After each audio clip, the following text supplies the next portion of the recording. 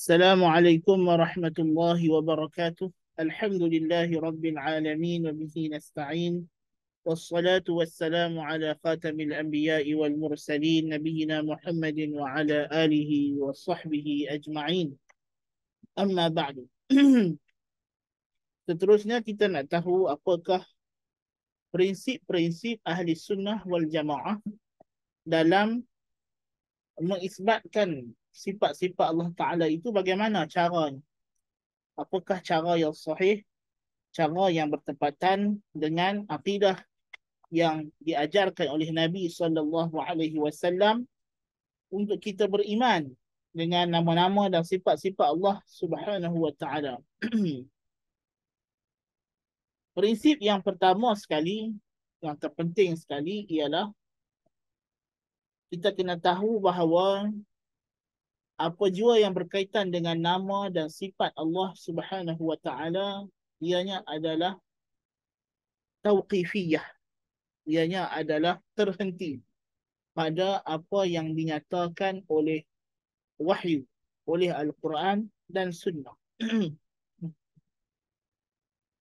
Iaitulah nama-nama dan sifat Allah adalah sebahagian daripada hukum hakam syar'i. Sebab dah nama akidah pun kita sebut al-ahkam al-syar'iyyah al-ilmiyah. Hukum hakam syar'i theoretical, yang bersifat teori. Jadi dia adalah hukum hakam syar'i. Dan asal hukum hakam syar'i ini tak kiralah apa pun babnya, as long as namanya hukum syar'i, maka ianya mestilah berpandukan, berdasarkan, berasaskan, must be based on, founded on Al-Quran dan Sunnah, berlandaskan wahyu. Ya? Kerana itulah tabiat agama. Seperti yang telah kita bincangkan dalam kelas Islam dan isu semasa. Ya? Kita dah bincangkan dalam kelas Islam dan isu semasa tentang tabiat agama, tentang sumber-sumber pengetahuan manusia. Dan kita dah bahaskan kenapa agama itu secara fitrahnya, secara nature, bila sebut agama, sebut ad-din, maka tentulah sumbernya adalah wahyu, tidak lain lagi. Itu semua kita dah bahaskan. Ya. Ini bagi mereka yang ikuti kelas yang diadakan di Yayasan Ta'lim lah, kelas kita yang sesuai dengan fitrah Yayasan Ta'lim. Itulah kelas secara fizikal, direkod, kemudian baru diupload. Bukannya kelas yang bersifat sedikit luar biasa, itulah bersifat online. Ya. Ala kulli hal, prinsip ini menyatakan bahawa apapun bila kita nak isbat nama atau sifat tertentu bagi Allah, kita kena pastikan ianya ada dalil. Okey, katalah kita terima isbat, nak isbatkan, nak kata Allah namanya sekian, Allah sifatnya sekian. Okey, logiklah. Mestilah berlandaskan kepada dalil wahyu. Ya, kerana Allah itu ghaib. Dan dia tidak ada sesuatu yang seumpama dengannya. Jadi kod mana pun kita kena bergantung 100% dependent upon the revelation. Ya. Kita nak sifatkan makhluk pun kita perlu bergantung kepada information, bergantung kepada report. Kita tak boleh mandai-mandai buat dengan akal-akal sendiri. Betul tak? Ya. Kalau duk mandai buat dengan akal-akal sendiri, maka jadilah spekulasi, jadilah macam-macam cerita, andaian, telahan, konspirasi dan seumpama dengan. Jadilah fitnah, jadilah cakap-cakap yang tidak benar. Itu semua berpunca daripada kerana kita bercakap dalam bidang yang bukan otoriti. Kita bina maklumat tidak mengikut otoritinya. Ada maklumat yang otoritinya terletak pada information, terletak pada khabar, ya, terletak kepada testimoni yang perlu kita dapatkan daripada orang yang telah ada engagement, ada apa kita sebut encounters, yang telah mengalami satu peristiwa itu secara langsung, secara direct, secara terus, ya. Dan tidak ada siapa pun yang mengalami, yang ada direct encounters dengan Tuhan Azza wa Jalla kecuali wahyu yang disampaikan menerusi para nabi dan rasul alaihi wassalatu wassalam, dan kita, wahyu yang sampai kepada kita menerusi nabi kita Muhammad sallallahu alaihi wa alihi wasallam dalam bentuk Al-Quran, itulah perkataan Tuhan secara langsung, dan dalam bentuk hadis-hadis nabawi yang berbentuk ucapan-ucapan Nabi berdasarkan apa yang disampaikan kepada baginda oleh Allah Azza wa Jalla. Okey.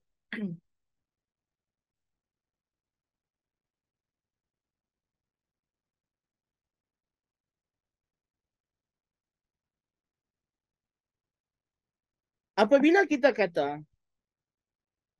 the core the core foundation dalam kita nak beriman dengan nama-nama dan sifat Allah Subhanahu wa taala, mestilah bertunjangkan, berlandaskan wahyu, dan ini terpakai pada dua sisi, sisi nafi dan sisi isbat. Bukan sahaja bila kita nak mengisbatkan satu sifat kita perlukan dalil, dan dalil di sini termasuklah seperti mana kita menggunakan konsep dalil dalam hukum hakam syar'i yang lain, bukan terbatas kepada lafaz literal sahaja, tetapi termasuklah dari segi dalalah lafaz itu, ya. Demikian juga menafikan sifat tertentu daripada Allah perlu kepada dalil, ya. Dan Al-Quran Al-Karim dan Sunnah Nabawiyah telah meletakkan satu prinsip dalam menafikan sifat Allah, ialah menafikan segala sifat aib dan kekurangan. Dan isbat prinsipnya ialah mengisbatkan segala sifat yang sempurna, yang mutlak sempurna. Ya? Jadi kita tidak boleh memandai-mandai menafikan sesuatu perkara yang sama-sama, yang tidak jelas, ya? Yang mana ianya bukan sesuatu yang aib ataupun tidak sempurna, tetapi kita menafikan itu hanya kerana andaian-andaian kita yang sebelumnya, previous assumption. Kita ada pre-assumption yang kita buat, kemudian disebabkan itu kita nafikan sifat-sifat Allah Subhanahu wa taala. Ini tidak betul, ya. Dan prinsip ini prinsip yang mengatakan bahawa, ya, menafi dan mengisbatkan sifat bagi Allah Ta'ala mestilah berteraskan, berlandaskan adalah otoriti mutlak wahyu.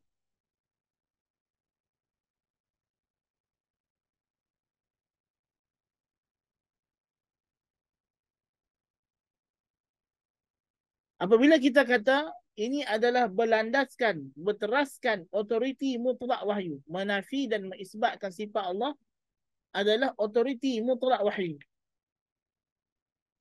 maka kita ada beberapa konsekuensi, ada beberapa implikasi yang menjadi muqtadayat, menjadi tuntutan langsung prinsip yang pertama ini. Apakah implikasi ini? Yang pertama, tidak dapat tidak mestilah Nabi sallallahu alaihi wasallam sudah pun menjelaskan dan menerangkan segala apa yang perlu untuk kita beriman tentang nama-nama dan sifat Allah Subhanahu wa taala. Adalah mustahil bila kita kata beriman dengan nama-nama dan sifat Allah Subhanahu wa taala ini dia adalah otoriti wahyu 100%. Bahkan tidak ada ruang yang besar untuk akal berijtihad kecuali sekadar untuk memahami nas. Maka implikasinya tidak dapat tidak mestilah Ar-Rasul alaihi salatu wassalam yang merupakan utusan Allah yang tugasnya adalah sebagai al-mubayyin yang menjelaskan, al-mufassil yang memperincikan segala keterangan hukum hakam Allah. Tentulah Rasul ini sudah menjelaskan dan menerangkan segala perkara yang perlu, segala yang berkaitan dengan apa yang kita perlukan untuk beriman dengan nama-nama dan sifat Allah Subhanahu wa taala. Dan ini telah ditafsilkan oleh Syekhul Islam Ibn Taimiyah rahimahullahu taala pada muqaddimah Risalah Hamawiyah, dan ana telah melakukan komentar ringkas, ya.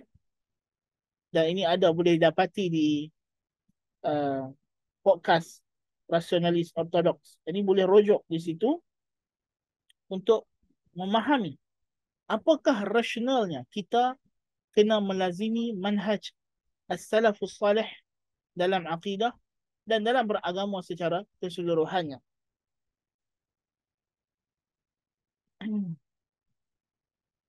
Yang kedua, implikasi yang kedua atau tuntutan yang kedua daripada prinsip yang pertama ini ialah tidak ada sesiapa pun yang dituntut atau dimestikan untuk beriman dengan apa-apa perkara yang dinisbah berkaitan dengan nama dan sifat Allah kecuali yang sabit dengan nas. Syarat untuk beriman dengan nama-nama dan sifat Allah seperti yang kita dah sebutkan sebelum ni ialah dia membenarkan, mengakui, mengiyakan apa sahaja sifat yang ada dalam Quran dan hadis, dalam keadaan dia juga mengiyakan bahawa Allah Ta'ala itu tidak sama dengan makhluk yang juga merupakan nas. Laisa kamithlihi syai' wa huwa as-sami'ul basir. Siapa yang mengiyakan laisa kamithlihi syai' wa huwa as-sami'ul basir, qul huwallahu ahad, Allahus samad, lam yalid wa lam yulad wa lam yakul lahu kufuwan ahad. Prinsip ini dipegang dalam dia beriman dengan semua nama-nama dan sifat Allah Ta'ala, maka dia sejahtera. Tidak ada apa-apa perbincangan yang kita boleh impose, yang kita boleh paksa atau kita ilzamkan orang atau kita imtihan orang, ya.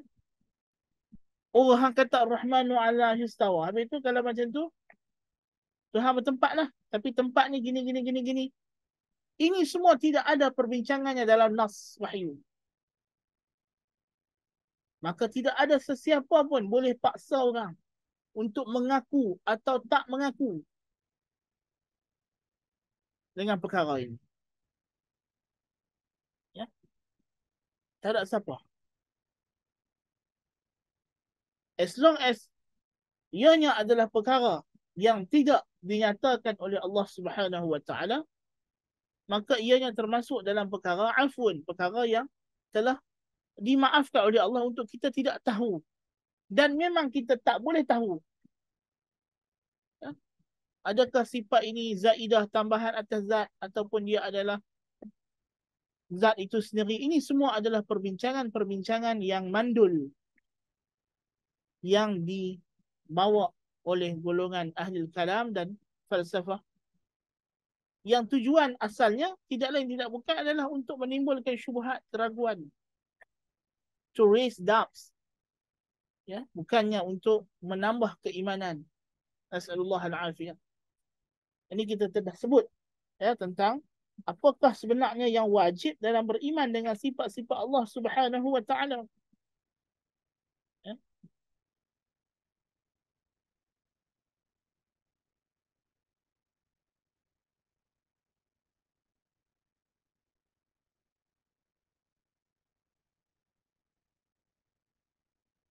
Maka akal, peranan akal dalam beriman dengan nama-nama dan sifat Allah hanyalah untuk dia mengetahui dan memahami nas.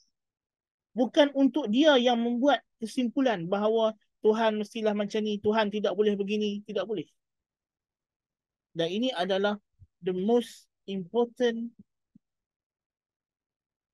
red line that differentiates between the methodology of Ahlul Sunnah wal Jama'ah and the methodology of the Kalamians and philosophers.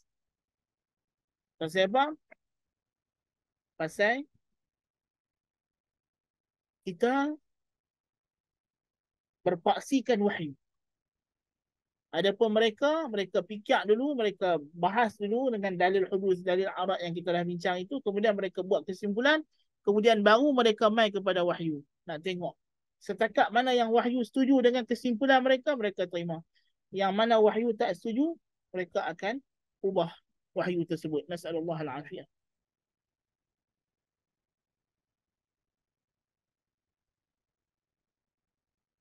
Implikasi yang ketiga, tuntutan yang ketiga daripada prinsip yang pertama ini. Bila kita kata hukum beriman dengan nama-nama dan sifat Allah ini termasuk hukum syar'i dan dalilnya adalah Quran dan Sunnah, maka yang terpakai padanya adalah sama konsepnya. Dalil itu mestilah dalil yang sahih dari segi subutnya dan mestilah dalil yang sahih dari segi dalalahnya. Tidak lebih daripada itu. Tidak di sana, tidak ada di sana ada syarat-syarat tambahan lain macam kita nak kata apa nama hadis ahad tak boleh pakai, ya, semata-mata kerana dia ahad. Itulah tidak, ya. Ulama bila dia berbincang tentang hadis ahad, ialah kerana hadis ahad ni terdedah kepada beberapa kondisi dari segi syarat perawinya, dari segi apa semua, yang mana kemudian hadis ahad itu dikategorikan kepada sahih, hasan, dhaif. As long as dianya dalam kategori yang diterima sahih atau hasan, maka bolehlah kita berhujjah dengannya dalam menetapkan nama dan sifat Allah Ta'ala. Tidak ada disyaratkan bilangan perawi tertentu. Mesti nak kena ada hadis mutawatir ke, mesti nak kena masyhur ke, mesti nak kena aziz ke. Tidak. Ya, tidak ada. Ini semua syarat-syarat tambahan yang direkayasa sahaja. Kerana as long as dia adalah hukum syar'i dan dalilnya adalah dalil syar'i, maka konsepnya adalah sama. Tidak ada beza di antara kita beriman dengan nama-nama dan sifat Allah Ta'ala dengan kita beriman dengan hukum hakam yang berkaitan dengan solat, puasa, zakat. Kerana hakikatnya, beriman dengan solat, puasa, zakat juga adalah beriman dengan sifat Allah. Apabila kita solat, kita belajar tentang solat, kita yakin dan kita beriktikad bahawa takbiratul ihram adalah fardu. Apa makna takbiratul ihram fardu? Yakni ianya adalah sesuatu yang dimestikan untuk orang yang solat buat. Persoalan, siapa yang memestikan tu? Kalau kita kata dia fardu, mestilah ada mufradnya yang telah memfardukan. Mestilah ada yang memfardukan. Siapa fa'ilnya, pembuatnya yang memfardukan takbiratul ihram itu? Jawapannya ialah Allah. Maka kita sebenarnya sedang beriktikad bahawa di sana ada satu sifat Allah, satu perbuatan Allah, iaitu bahawa Allah memfardukan takbiratul ihram. Sebagai contoh, bila kita kata zina adalah haram, apa makna zina adalah haram? Ya? Maknanya kita beriktikad bahawa Allah mengharamkan zina. Allah murka kepada orang yang berzina. So kita sedang mengisbatkan sifat. Bila kita sebut sesuatu perkara itu wajib, apa makna wajib? Wajib ialah perbuatan yang diberi pahala, akan pelakunya diseksa atau diazab orang yang meninggalkannya. Siapa yang bagi pahala? Siapa yang seksa? Ini semua sifat Allah. So di sini kita nampak di saat ada tanaqud, ada kontradiksi yang nyata dalam kalangan ahli kalam bila dia berkata, oh kami dalam sifat Tuhan kami tak terima adik ahad. Tapi dalam bab hukum hakam kami terima.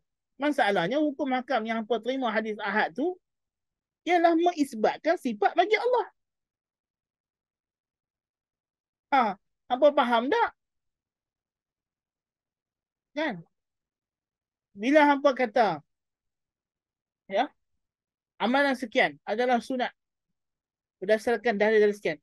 Apa makna amalan sekian adalah sunat? Apa makna sunat? Dibuat, diberi pahala. Siapa yang bagi pahala tu? Allah. Makna kita mendakwa Allah Ta'ala ada satu perbuatan bahawa dia bagi pahala pada amalan ini. Dan di sinilah kenapa bid'ah itu bahaya. Kerana hakikatnya bila satu orang buat bid'ah dan dia mendakwa amalan dia tu adalah amalan yang disuruh oleh Tuhan, dia sudah berdusta atas nama Tuhan. Dan sebab itulah ahli fuqaha, ahli fiqah ini disebut oleh Ibn Qayyim sebagai al-muwaqqi'un ar-rabbil alamin, orang yang menandatangan bagi pihak Tuhan. Sepatutnya seorang faqih, seorang yang nak bercakap tentang hukum hakam fiqah, bila dia nak bercakap tentang hukum hakam fiqah, sepatutnya tangannya menggeletar, kalbunya bergelora, takut kepada Allah Subhanahu Wa Taala pasal ini hukum dia akan dipersoalkan. Dia akan dipersoalkan di hadapan Allah Subhanahu Wa Taala. Nas'alullah al-'afwa wal 'afiyah.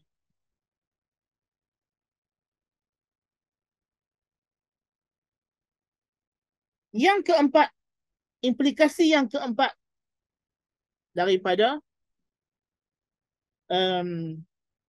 prinsip yang pertama ini ialah wajib ke atas setiap Muslim untuk menyerah diri dengan apa yang datang dalam nas-nas syar'i yang berkaitan dengan bab nama-nama dan sifat Tuhan seperti mana. Dia wajib menyerah diri dalam hukum hakam yang lain. Dia wajib beriman, wajibnya salat, wajibnya puasa, wajibnya zakat, wajibnya haji. Maka mestilah kewajipannya adalah dia kena mengaku, dia kena berikrar. Dan di sini kenapa ulama ahli sunnah wal jamaah kata Mu'tazilah, Asy'ariyah, Maturidiyah, mereka semua ahli qiblat, orang Islam. Kerana mereka pada dasarnya menerima, mengakui sifat-sifat yang datang dalam Al-Quran dan Sunnah. Ha. Walaupun pada penerimaan mereka itu ada kekurangan. Macam kita kata kalau orang itu dia mengaku bahawa salat adalah wajib dan dia salat, tapi kadang-kadang dia tidur terlajak waktu semayang. Ya? Kadang-kadang dia sibuk-sibuk dia tinggal semayang. Ya? Tapi dia semayang, dia mengaku semayang wajib. Orang yang macam ini kita kata dia Muslim. Walaupun dia ada cuai pada kefarduan. Kan? Jadi kita kata Asy'ariyah, Maturidiyah, Mu'tazilah, Karramiyah. Mereka semua ini adalah muslimuna mu'minun. Orang Islam, orang beriman. Kerana mereka mengakui dan menerima sifat-sifat Allah Ta'ala ini. Cumanya dalam mereka menerima itu, mereka melakukan pengubahan makna. Tapi mereka mengaku Allah Ta'ala at-ta'araj. Tapi maknanya ialah sekian-sekian-sekian. Sebab tu orang yang tak ahli takwil diberi uzur kerana takwil. Bukan sekadar kerana jahil, kerana takwil. Takwil itu sendiri adalah uzur yang paling besar seperti yang dinyatakan oleh Syekh Jibrin dalam Tashil Aqidah Islamiyah. Ya. Jadi ini kita kena faham. Adapun Jahmiyah, kenapa ulama salaf kafirkan Jaham dan Safwan?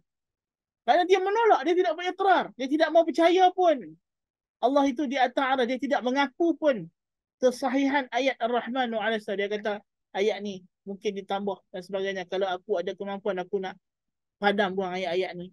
Dia tidak beriman dengan nas pun. Bagi dia nas Ar-Rahman wa 'alas ini tidak betul. Ini adalah salah. Ini menyebabkan salaf menghukum Jaham dan Safwan itu sebagai terkeluar daripada Islam, bukan ahli qiblah. Nasallallahu alaihi.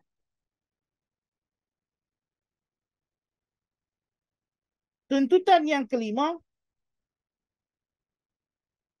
adalah kita hendaklah bercukupan dengan Al-Quran dan Sunnah.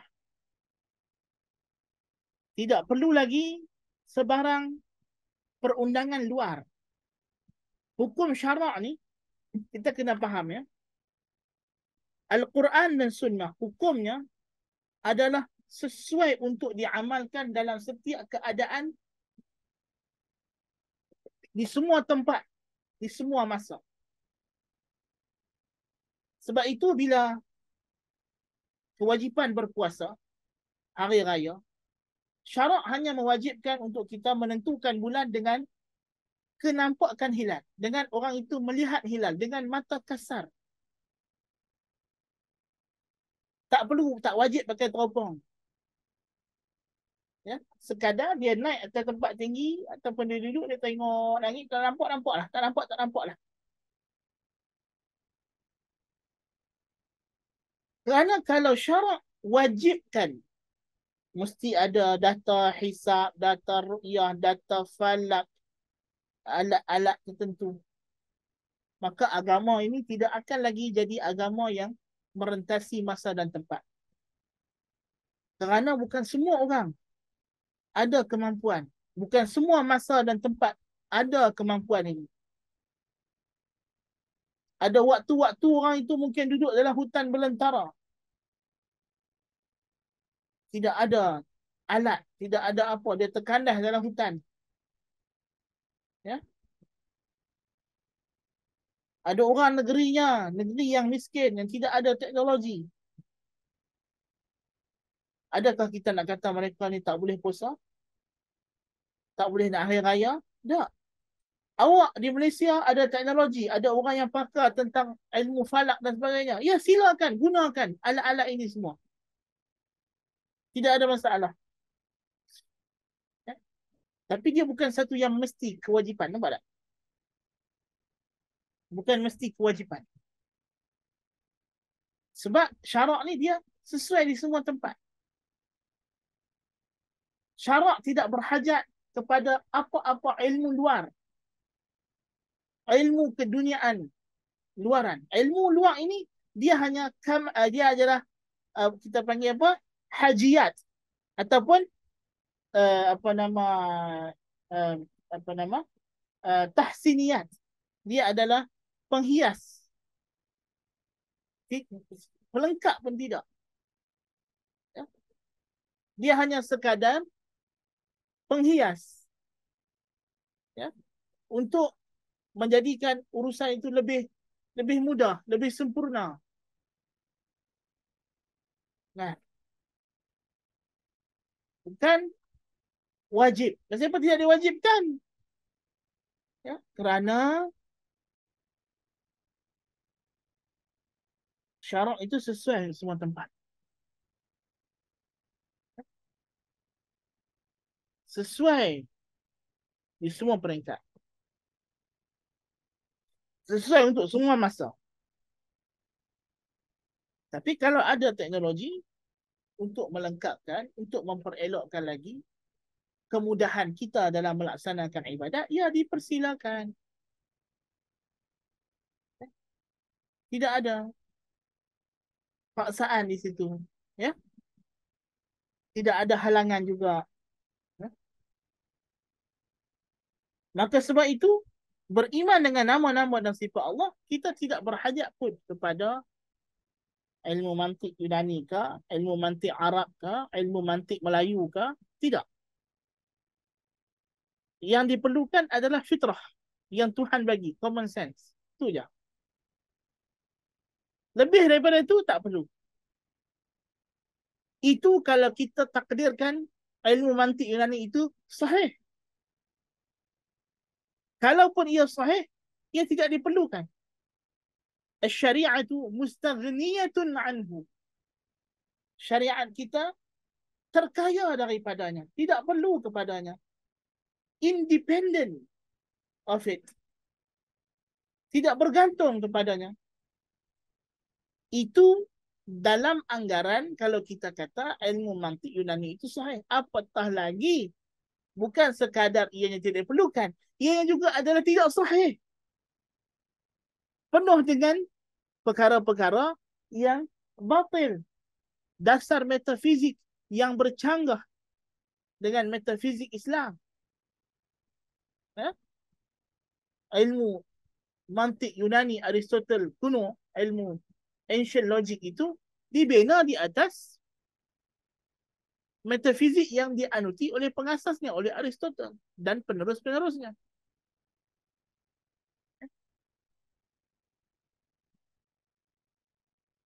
Jadi ilmu itu bukan sahaja dia adalah alat kepada ilmu ketuhanan, bahkan dia sebenarnya dibina daripada konsep ilmu ketuhanan yang dipegang oleh Plato dan Aristotle.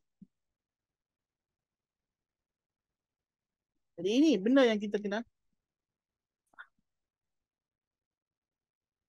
Asasnya kita kata untuk memahami nama-nama dan sifat Allah Ta'ala ini yang diperlukan hanyalah akal yang waras, yang sihat, yang sejahtera, yang tidak dicemari oleh syubhat-syubhat. Apa dia akal waras tadi? Semua kita dah bahas semalam. Semalam maksudnya daripada tarikh rekod ini direkodkan. Kita dah bincang dalam kelas Islam dan isu semasa, dan kita akan bahaskan dan kita akan ulaskan apa dia makna akal yang sarih, akal yang sahih. Ya? Itu semua perbincangannya dalam kelas yang telah dikhususkan untuk membincangkan tajuk tersebut. Ya? Adapun kelas kita ni fokusnya adalah nak mensyarahkan kitab Syarh Sunnah. Jadi ini kita kena faham.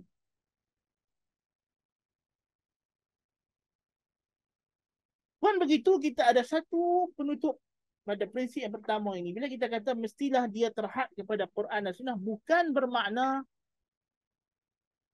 sifat-sifat Allah Ta'ala itu hanya boleh disebut secara literal sampai tak boleh dipahami dalam. Tak. Dia maksudnya kita boleh faham dalamnya, kita boleh khabarkan Allah dengan bahasa-bahasa lain daripada bahasa Arab. Kita boleh terjemahkan as long as terjemahan itu selari dengan maknanya. Kita boleh tasrifkan kalimah tersebut mengikut kesesuaian jumlah perkataan yang kita susun. Tidak ada masalah. Kita boleh guna perkataan yang semakna dengannya untuk mentadbirkan sifat tersebut. Tidak ada masalah. Yang dimaksudkan as long as dalilnya ada. Kita tidak mengubah makna, kita tidak tahrif, mengubah yang disebut oleh ahli kalam secara batin sebagai takwil. Takwil tu depa yang buat nama. Takwil ni istilah yang syar'i yang kita akan bahas nanti. Dia ada istilah takwil sahih digunakan, tapi bukan dengan cara yang digunakan oleh ahli kalam. Ya? Jadi ini benda yang kita kena faham. Ini adalah prinsip yang pertama, bahawa babul asma'i was sifat tauqifiyah, terhenti pada apa yang datang pada nafs, dan kita ada 5 tuntutan implikasi daripada prinsip ini, dan kita ada satu tanbih penjelasan apakah maksud bila kita kata dia tauqifi. Bukanlah makna mesti kena sebut word by word, mesti kena word itu sahaja, tidak, tetapi maknanya difahami nafs itu, difahami dalalahnya, dipahami maknanya, dan ditakbirkan dengan makna yang sahih. Tidak ada masalah. Yang disebut sebagai al-ikhbaru anillah, mengkhabarkan tentang Allah. Harus selama mana dia tidak bercanggah dengan prinsip-prinsip asal nafs tentang nama-nama dan sifat Allah Subhanahu wa taala. Aqulu qawli hadza wa astaghfirullahal azim li wa lakum. Subhanakallahumma bihamdika asyhadu an la ilaha illa anta astaghfiruka wa atubu ilaik. Wassalamu alaikum warahmatullahi wabarakatuh.